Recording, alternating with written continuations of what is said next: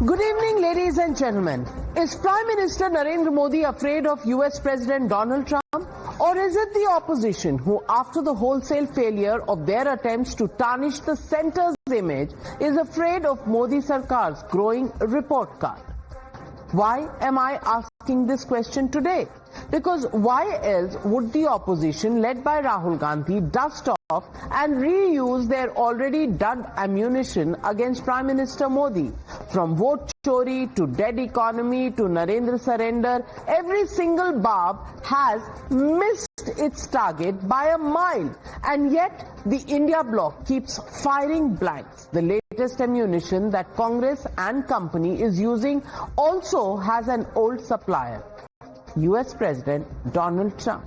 This time, Trump has fueled Modi baiters' hopes by claiming that Prime Minister Narendra Modi has assured him that India would stop purchasing oil from Russia. Listen in.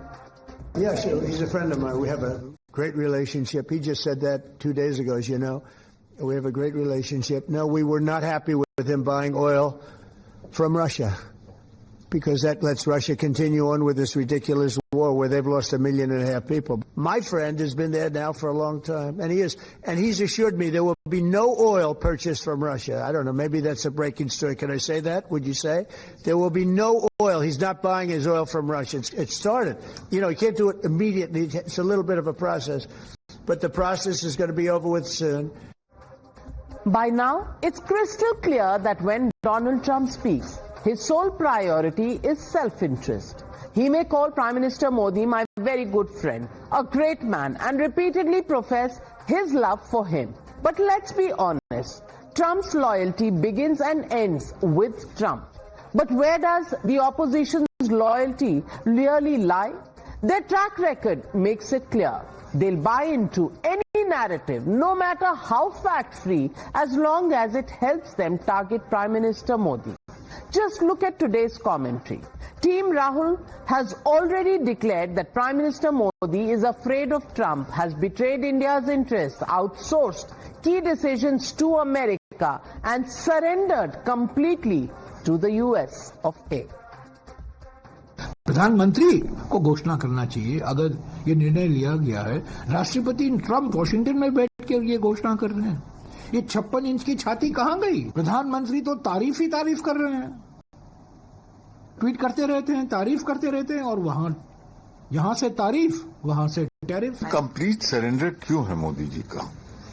Cease fire होगा तो Trump घोषणा करेंगे।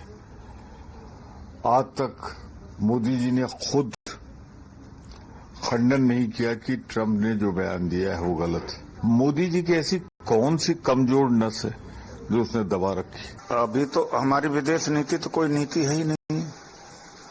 ये तो football है। जिस तरह से फुटबॉल को किक किया जाता है उधर ही चला जाता है।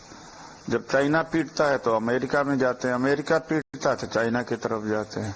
जब दोनों पीटने लगते तो रसिया की तरफ जाते हैं, रसिया फिर पाकिस्तान की भी तरफ खड़ा हो जाता है। हमारी कोई विदेश नीति है क्या? While accusing the government of betraying India's interests, the lobby that hangs on to every word from the US president conveniently ignored the unequivocal assertion from the Ministry of External Affairs that there is only one guiding principle behind India's policies: the interest of the Indian consumer, especially in a volatile global energy landscape. Also, if there's been no recent communication between Prime Minister Modi and the US President, where exactly did Trump get this so-called assurance? Let's not forget Prime Minister Modi declined Washington's invite to Sharm el-Sheikh Peace Summit, deputing the Minister of State for External Affairs instead. For the benefit of the outrage brigade, the MEA had to step in, clarify that there has been no call which ever took place between Prime Minister Modi and President Donald Trump in the recent past. Listen in.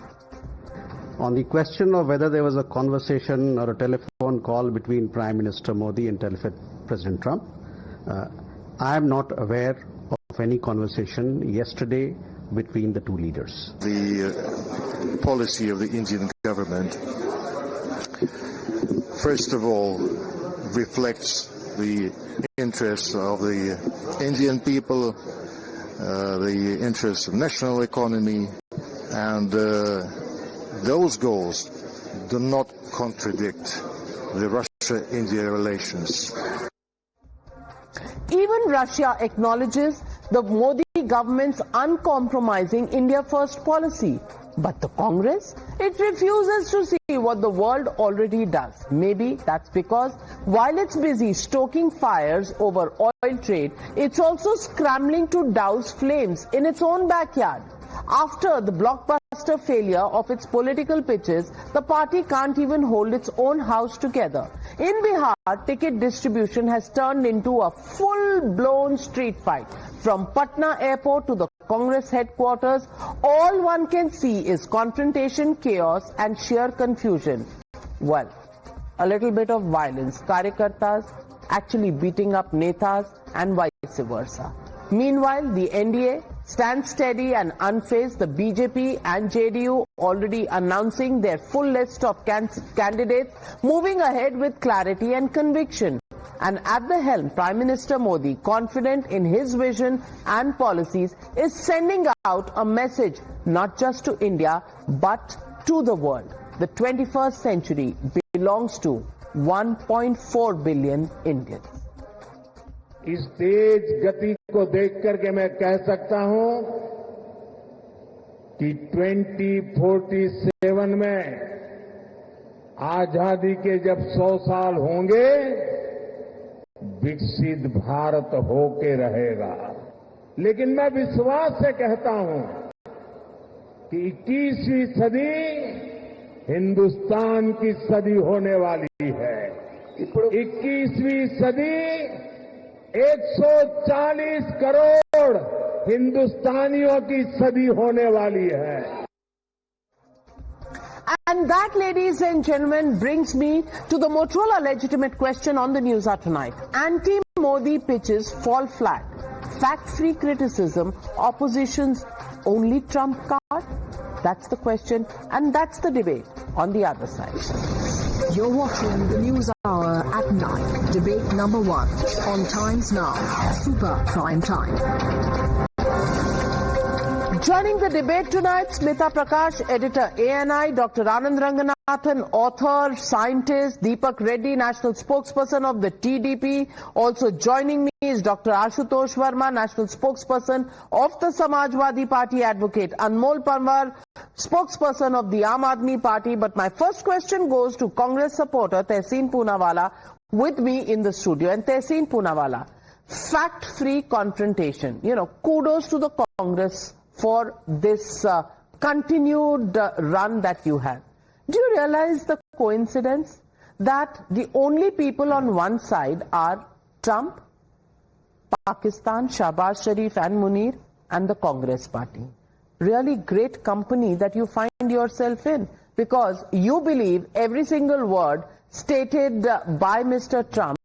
Nobody else takes him that seriously. Really?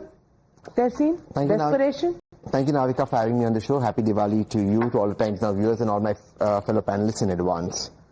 Yeah, the Congress is anti-national. It's on the side of Pakistan. I mean, we've accepted that agenda. That's how we begin with. Why is BJP not here to say categorically that what President Trump said is wrong? Why are they not there on your show? So Congress has boycotted you. Why is BJP not here?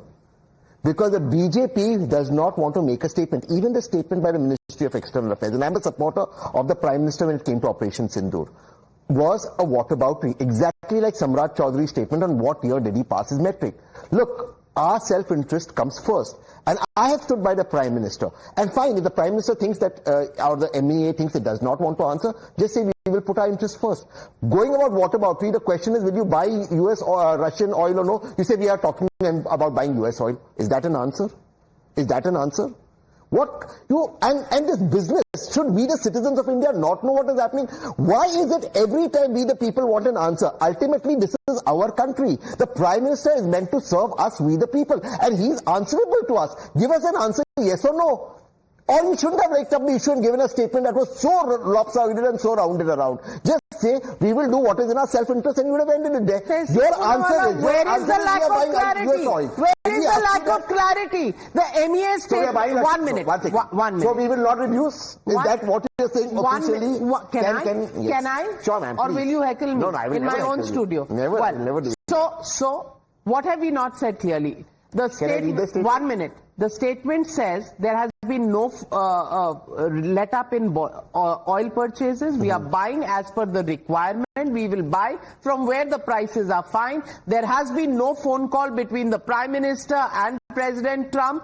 And even today, we the people know, because if we the people want to go and see the commodity markets, we will see that we are still, as we the people, buying 45 lakh barrels per day from Russia. We the people know. Right. We the people who don't want to cross-check, don't want to hear anybody, will not know. And that is the people, the Congress and the opposition really consists of. Branding us with the with enemy nations has to stop. I'm very clear on this. We are not enemies of this country. We are as Then why do you sound more and more like Shehbaz Sharif and Munir, who agree with everything Trump says? No. So now, since you hit that nail, let me go. The reason the Honorable Prime Minister did not go to Sharm el-Sheikh or anywhere else is because he didn't want to be seen with Shehbaz Sharif. The President Trump would have said, look, I got peace out there. That is also a theory that is going around, which has not been denied. The fact of the matter But we will choose where we want to go. And I agree, and I stand by the Prime Minister on that. And we will choose where we want to buy from. And I stand by the Prime Minister on that. That is not the question. My only question to you is, my only question to you is, why are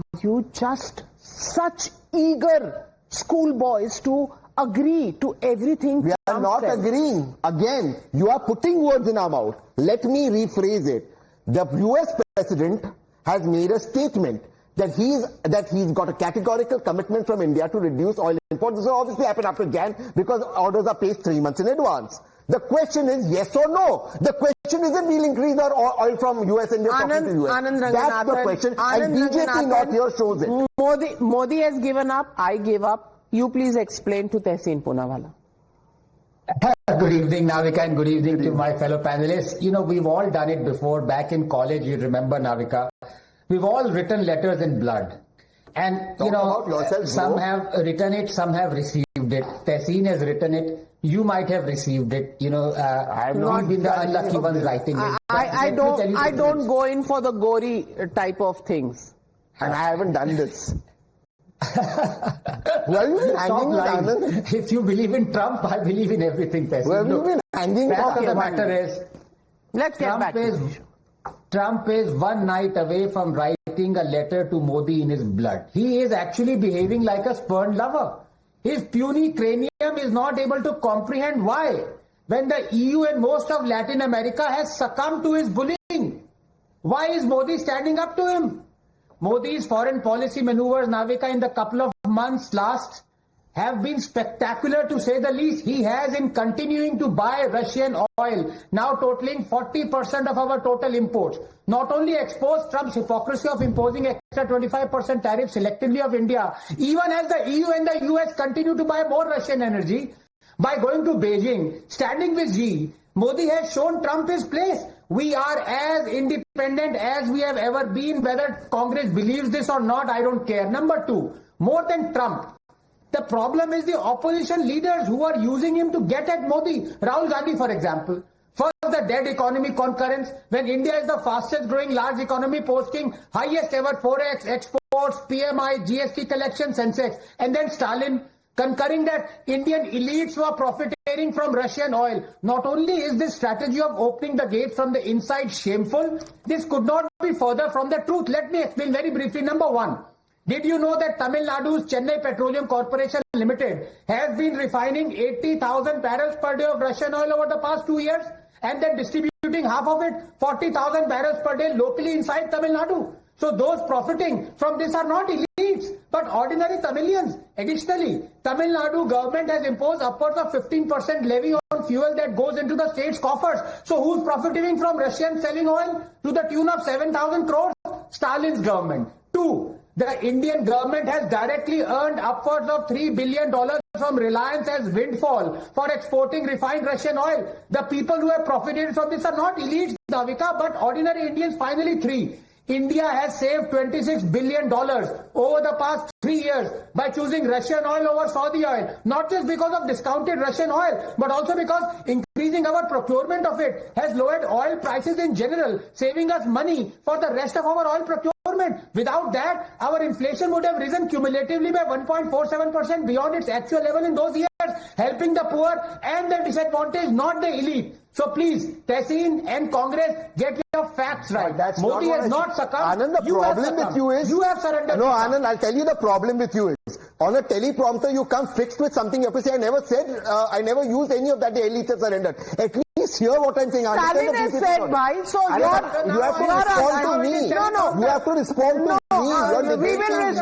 We will respond to Rahul Gandhi, Stalin and the entire opposition. You will not dictate who we respond to, just as nobody can dictate to you who you listen to. One minute, Tehseen. Stop being churlish. 1 minute. Let me get in Ashutosh Verma ji. Now, Ashutosh Verma ji, in the time that Chennai Petroleum has been refining this oil, Ashutosh Verma ji, Karnataka has increased prices of oil by increasing sales tax on it. Do you think that is better for the people of India? Do you think, Ashutosh Verma ji, the fact that calling the Prime Minister every morning weakest Prime Minister is something that you really believe in?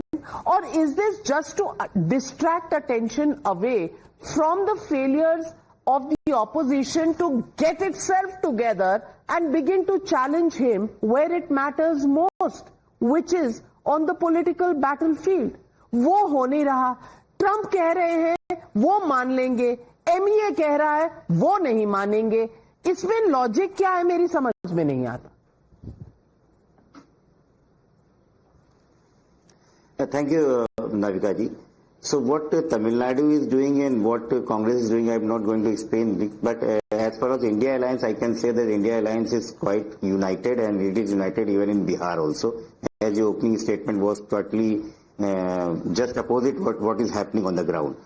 Nevertheless, it's your show, it's your words, whatever you want to say. No, sir, it's not my words. I have played out. No, excuse me, I normally don't interrupt you, but I will interrupt you today because I have played out the visuals of Congress Karyakartas beating up the Congress party netas, not only in the airport but also in the Congress headquarters in Patna. So I speak on facts. I do not believe in make-believe. मैं कहानियां नहीं बोलने आती हूं यहां, मैं पूरा visual के साथ आपके सामने फैक्ट्स रख रही हूं. So Ashutosh Verma ji, please do not question my facts. And secondly, the fact that India alliance is together, I am happy to believe you. If there was a joint seat sharing arrangement in Bihar that had been put out, we would all believe you. Right now, there isn't one. So please don't give me this, that we are not blind leading the blind. We can see what's happening on the ground, but please carry on. May I continue now? Yes, sir.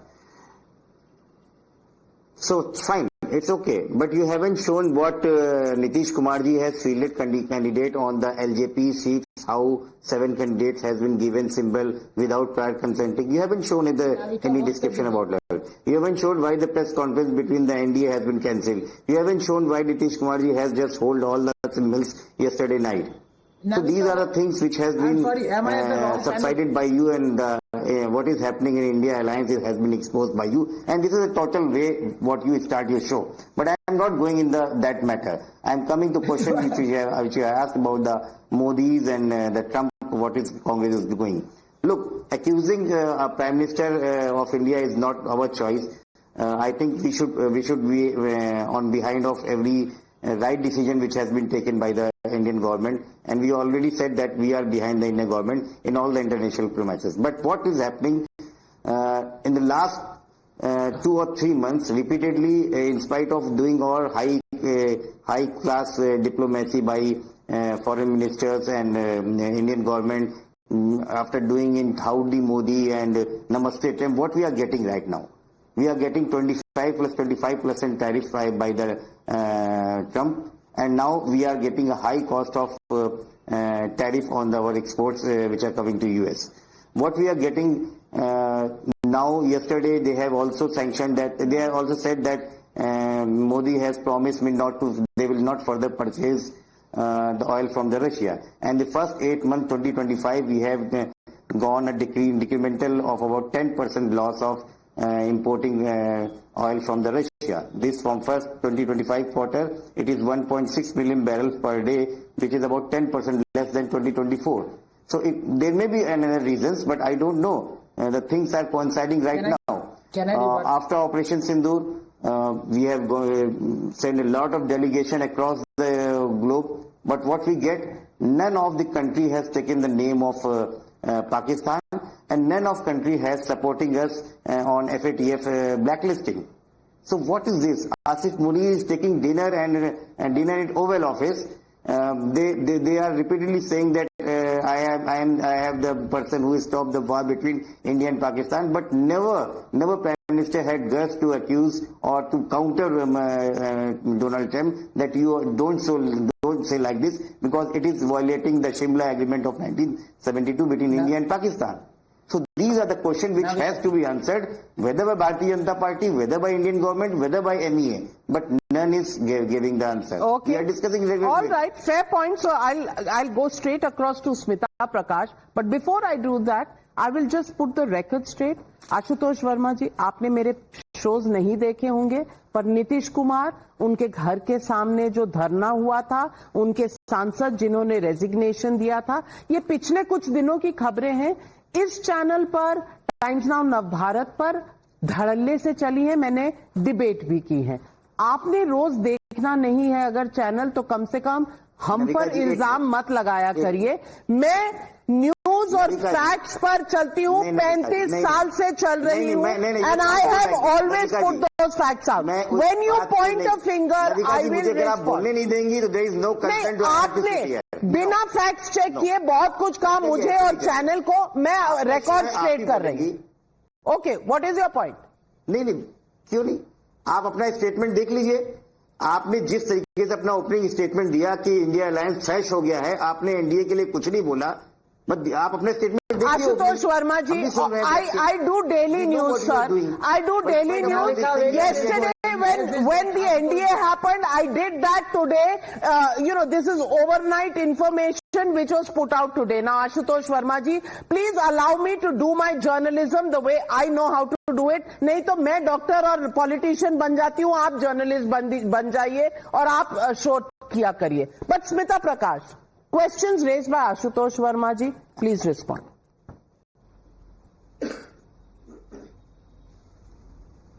Yeah, see, Navika, you've been a beat reporter. You've covered the Commerce Ministry and you know it too. Maybe they don't know it. Trade has been weaponized before. It's not a new thing. It's just more visible today.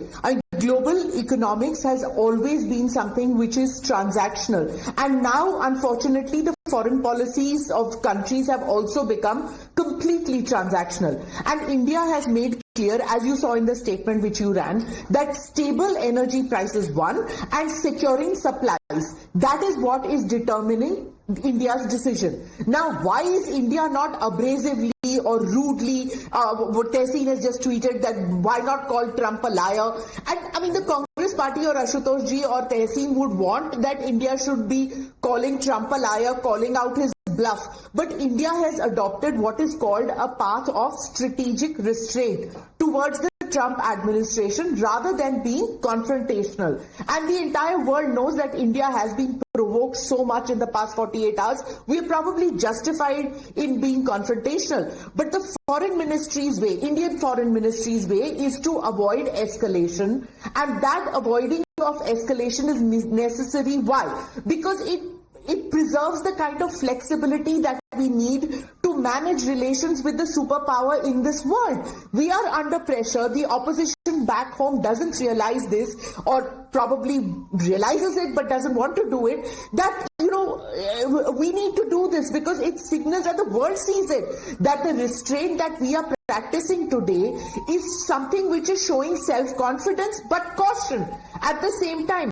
we are not yielding. We are not burning all bridges with America or with China or with anybody else. So any kind of overreaction, Tehseen, or aggressive posturing, it could hurt our reputation, not just with regard to America, but with regard to multilateral fora, because even the global south is watching us. So bilateral tensions from the US, that if it consumes all our strategic bandwidth, it will be bad, because the ASEAN is watching us. The Prime Minister is probably going to go to Malaysia too. So this kind of restraint which India is showing, it allows room to recalibrate, to pivot, something that we have done for the past 70 years. It's a policy that the Congress government laid down. Our foreign policy of non-alignment was laid down then. We do not agree to become exclusive alignments or to become a lackey of another country. So because of what was laid down by your party,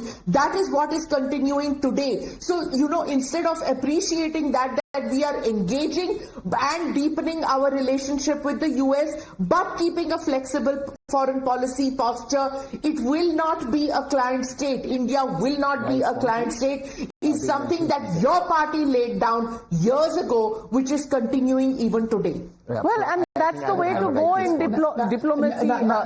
Just 10 seconds. Yes, Hold on, Anand. Hold on. I have a lot of respect for Smita ji, and what she's saying is right to an extent. Now, Smita ji, I'm glad you said that by and large our foreign policy, and Navika ji agreed, has been consistent.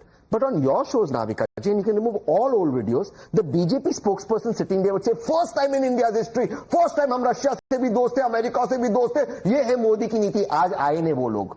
I'm reminding your viewers, today they are not there. And you know why, the viewers know why. Second thing, I want to say one thing. I never said that we should take on President Trump.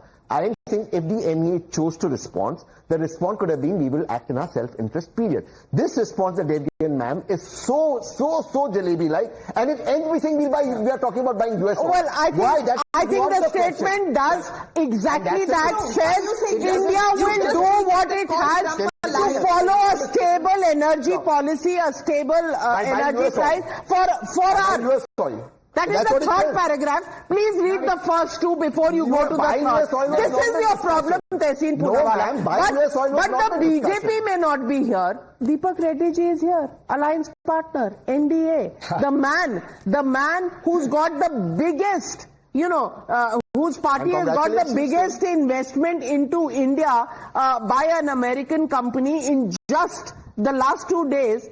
Is sitting right here, and Deepak Reddy ji, when Google invests $15 billion, comes to Andhra, doesn't go to Karnataka, doesn't go to Tamil Nadu, where the India Alliance flag is flying high, what does it tell you? There's something that Modi and his partners are doing right, which is why the world is trusting them.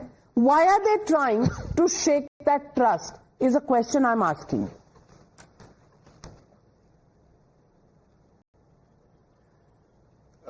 Good evening, Navika ji. If you look at the Google investment, let me start off from that. I mean, if you see, Visakhapatnam is a fairly new city. They have chosen to come there. It's because of the ecosystem of Congress in Karnataka.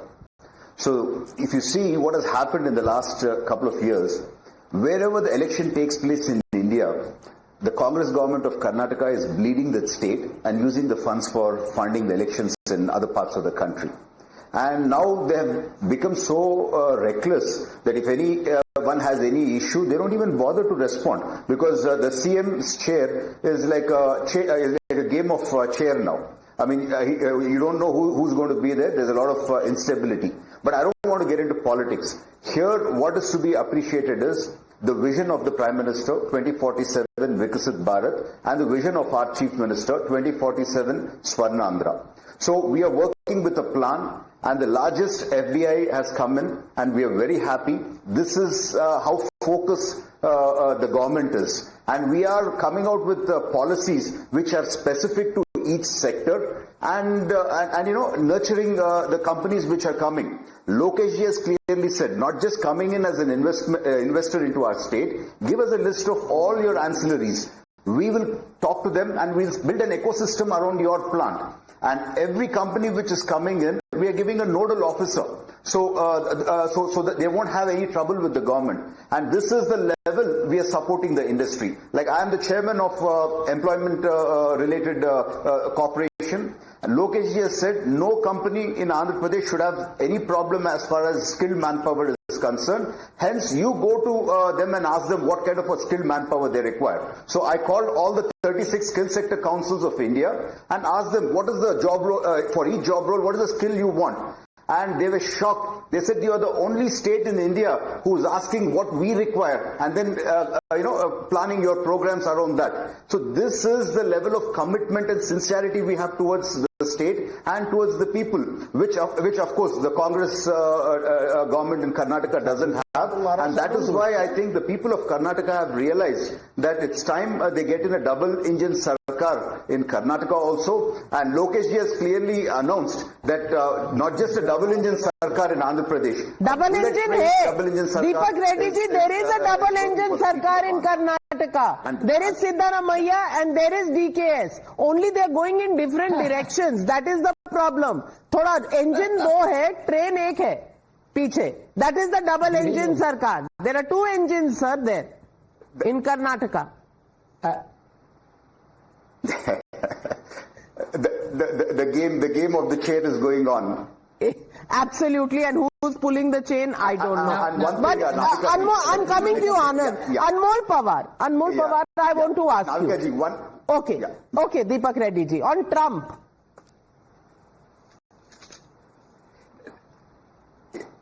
On Trump, it's absolutely clear. The buyer and the seller, India and Russia, have no problem. I see the only problem here is with the people of the India ecosystem and Congress party. I was actually going through the tweet of Jairam Ramesh. He said 51 times Trump has said that I've stopped Operation Sindoor. So what is supposed to be done, Mr. Jairam Ramesh? That 51 times you need to respond to Trump saying that is not true? I don't understand what he's saying. And then he says 56 inches has shrunk. That you can see the Congress leaders getting beaten up in Bihar. So they have no clue what's going on in their party, and now they start commenting on other. Now coming to my most favorite, Rahul Gandhi, the youth leader, Rahul Gandhi, the free-spirited traveler. He's actually did an amazing tweet with 5 different points in that. You know, after reading this, I was quite surprised, Navika ji. It felt like, back in my school days, after a whole lecture in the class, a boy who doesn't understand goes to the teacher and says, Teacher, I don't understand, can you please help me out? So he's listed these 5 points, and the only thing I can say is, bye Rahul, bye, please, you stick to Indian politics, don't make a mess out of international politics, and all these questions what he's raised seem to be too complicated for his brain. That's all I can say. Well, Anmol Pawar, do you really think and agree with Rahul Gandhi, who says this is the weakest prime minister ever? At a time when IMF, at a time when World Bank says India is growing well, at a time when global investments are coming in, Trump जो बोल रहे हैं, उसे Rahul Gandhi सुन रहे हैं. Really? Good evening, Navika ji. Navika ji, it's quite surprising that today the BJP panelist is not on debate to defend Narendra Modi's failed foreign policy. Whether it's Operation Sindoor, whether it's trade tariffs and now import of oil from Russia, the Prime Minister's reluctance to respond to Donald Trump shows that he fears the President of the United States. When Donald Trump said that he brokered a deal between India and Pakistan during Operation Sindoor more than 51 times, not even once did our Prime Minister categorically deny his claim. When trade tariffs were imposed on India, 50% tariffs were slapped on India, Prime Minister Narendra Modi said कि मैं किसानों के हित के लिए US के सामने नहीं झुकूंगा. But what happened? Conveniently and silently, he reduced 11% cotton duty, which affected lakhs of farmers. And today, when in Gujarat, lakhs of farmers are protesting against this move of the Narendra Modi government, they are being put behind bars. हमारे नेताओं को jail में डाला जा रहा है. And today, this bland and evasive statement, which has been issued by MEA, it categorically says that our Prime Minister has surrendered before America, because otherwise he could have outrightly denied the claim of United States. आप देखिए, it is a very carefully drafted bureaucratic line which states that we will increase our imports. Will increase our imports with the US, but it has not said categorically that they will reduce their imports from Russia. It has not even mentioned about that. And let's go to the facts. This government claims that this decision has been taken just to pass on the benefits to the consumers, to the Indians. The petrol prices, the crude oil prices has gone down from $79 per barrel to $59 per barrel. But tell me a single petrol pump in our country where the prices of petrol and diesel have been reduced. कोई एक petrol pump बता दीजिए, ये लोगों का भला होता है, आपको पता ही नहीं चला, का भला, आपको पता ही नहीं चला. कमाल करते हैं अनमोल पवार साहब. Anand Ranganathan, do you want to fact check him or should I? And Smita is also raising her hand. Okay, ladies first always, Anand. You'll have to wait again. Smita. Rupees 2 excise duty has been... Smita ji. Rupees 2 excise duty has been introduced. Navika, Anand, yeah, just can I? No, it's not Anand. It is Advocate Anmol Pawar. Anand, 30 seconds, please. Yes, go on. It's Smita. not me. It's not me. Okay, you know, I just can't figure out that somebody is saying that why are bureaucrats drafting this statement, or why is the statement drafted by bureaucrats? नहीं तो फिर कहाँ से, JNU से draft करे क्या ये statement? Foreign policy statements are always drafted by bureaucrats and not by interns or by somebody sitting in JNU or Jadavpur University. That is one. The second point is that the restraint that a foreign policy, that the Ministry of External Affairs adopts, it allows New Delhi to have space for negotiations which are currently on in Washington DC. It avoids any kind of disruption of supply chains when we adopt a system of restraint. It prevents retaliatory damage that can come our way, which has already happened to such a severe extent, so it stops all this. So in short, this kind of restraint is extremely important because India as a developing country has economic vulnerabilities and we have constraints. So we need this kind of restraint right now and not just every time react to every statement that comes in from Donald Trump. Well, but that is not something that the opposition is willing, to even give in an inch on. But Anand? Seconds, Navika ji. हाँ नहीं देखिए मैं yeah please yeah I've been waiting for very long. Yeah, look, I really respect my good friend Anmol, but today I'm sorry, it's his off day. 3 points why. As for him wondering why those savings that have been made on account of buying Russian oil haven't reached the consumers directly, well, he should know this. This is schoolboy error on his side. No government, whether Congress or BJP or AAP, ever does so via the fuel industry, even during price drops, since this sector funds public programs. It's a revenue source. The profits and savings collected by the government here feed a fund that's tapped whenever it must provide hundreds of billions in aid or support across sectors. Where else do you think those 100 million toilets originate, or those roads and health insurance? So please, and number two, as for him saying, why does Modi not directly address all those taunts of Trump? Well, अनमोल जी, आप भी जानते हैं कि कुमार विश्वास जो कि आपके थे, उन्होंने केजरीवाल को मनमुग्ध बौना कहा था. Did Kejriwal respond to him? And finally, after 10 seconds. No, I'm completely out of time. Completely out of time. But the fact of the matter is, they would rather believe Trump. And I come back to the question, who do we find on Trump's side? It is, a man is known by the company that he keeps. It's a saying. I didn't say it. It's an old saying, Tehseen Poonawala. Now, I can't help it. If you sound almost like the other people in Trump's camp, पीछे मुड़ता है शहबाज शरीफ कहता है, हाँ जी sir क्या सी, you said. If the opposition begins to sound like that, I don't know. It is your credibility. It is your credibility also at stake while you question the credibility of Narendra Modi. Well, we'll leave it at that. Thank you very much to all my panelists for joining me on debate number